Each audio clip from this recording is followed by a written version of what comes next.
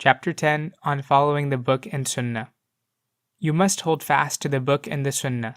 Take refuge in them, for they are the upright religion of God and His straight path. Those who adhere to them find safety, profit, guidance, and protection, while those who deviate from them go astray, grieve, lose, and are broken. Let them govern you and control what you do, and consult them in your every affair, in obedience to the counsel of God and that of His messenger. O you who believe, obey God and obey the messenger, and those in authority among you. If you have a dispute concerning any matter, refer it to God and the messenger if you believe in God and the last day. That is better and a fairer consequence. Chapter 4, verse 59. Refer it to God and the messenger means refer it to the Book and Sunnah. The messenger of God, may blessings and peace be upon him, has said, I bid you take care of that which, if you hold to it firmly, you will never err, the Book of God and my Sunnah. If it pleases you to be well guided along the white road in which there is neither crookedness nor curvature, then measure all your intentions, traits, acts, and words against the Book and Sunnah. Then retain whatever conforms to them and abandon whatever does not. And always be cautious and follow the better alternative. Never innovate in religion, nor follow the ways of the non-believers, or else you will lose both this world and the hereafter, which thing is the manifest loss. Beware of novel things and invented opinions, for He has said, may blessings and peace be upon Him, every addition is an innovation, and every innovation is an error, and anyone who adds to this affair of ours what does not belong to it is to be rejected. There are three kinds of innovations.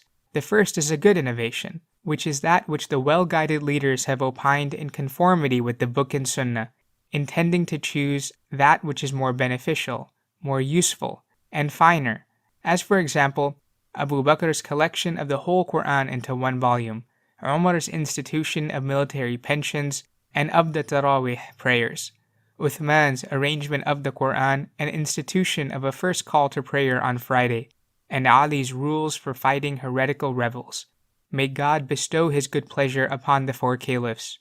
The second kind of innovation is one that is blameworthy only from the point of view of renunciation and contentment, such as the excessive use of licit clothes, foodstuffs, and houses. The third kind is the absolutely blameworthy innovation, which contradicts the provisions of the Book and Sunnah, or the consensus of the nation. Innovators have fallen into this very frequently with regards to the principles, usul, but infrequently with regards to the branches, furu'. The one who does not adhere exceedingly to the Book and Sunnah, and does not do his utmost to emulate the messenger, and then pretends that he has a certain degree before God the Exalted, should not be paid attention to, nor attended, even if he is able to fly in the air and walk on water, and have distances folded up and the laws of nature broken for him. This happens frequently to demons, magicians, soothsayers, talisman makers, astrologers, and others who are similarly in error. These can only be considered charismata and confirmation, and not enticements and delusion, when rectitude, istiqamah, is present in the one in whom they appear.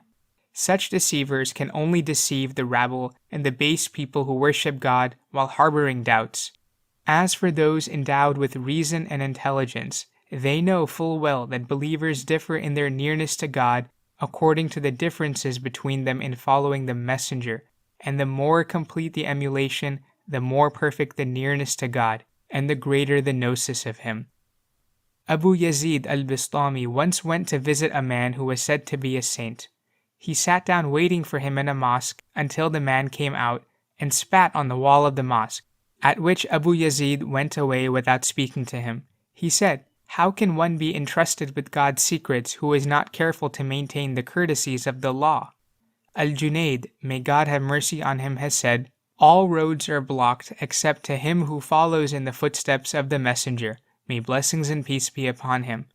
And Sahal ibn Abdullah al-Tustari, may God have mercy on him, has said, there is no helper but God, no guide but the messenger of God, no provision but taqwa, and no work but to have fortitude in these things. Know that not everyone is capable of independently evaluating all his affairs. outward and inward, against the book and Sunnah, for only erudite scholars can do this. Should you ever find difficulty doing so, go to one of those to whom God commanded you have recourse in his saying, "Exalted is he," so ask the people of remembrance if you do not know. Chapter 16, verse 43. The people of remembrance are those who have knowledge of God and his religion, practice what they know for his sake, have no desire for the world, are not distracted by commerce, and to whom his secrets are unveiled. The presence of one on the face of the earth has become so rare that some great men have even said they no longer exist.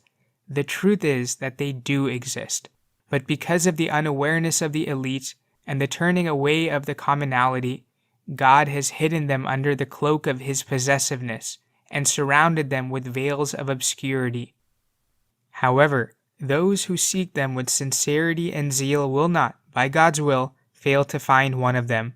Sincerity is a sword that is never used against anything without cutting it. The earth is never without those who uphold the matter for God. And the Prophet has said, may blessings and peace be upon him, a group in my nation will always exist, victoriously defending the truth, unharmed by those who oppose them, until the command of God arrives. These are the stars of the earth, the carriers of the trust, the deputies of the chosen one, and the heirs of the prophets. God is well pleased with them, and they are well pleased with him. And God says, they are the alliance of God. Most assuredly, the believers of the alliance of God, it is they who are the truly successful. Chapter 58, verse 22.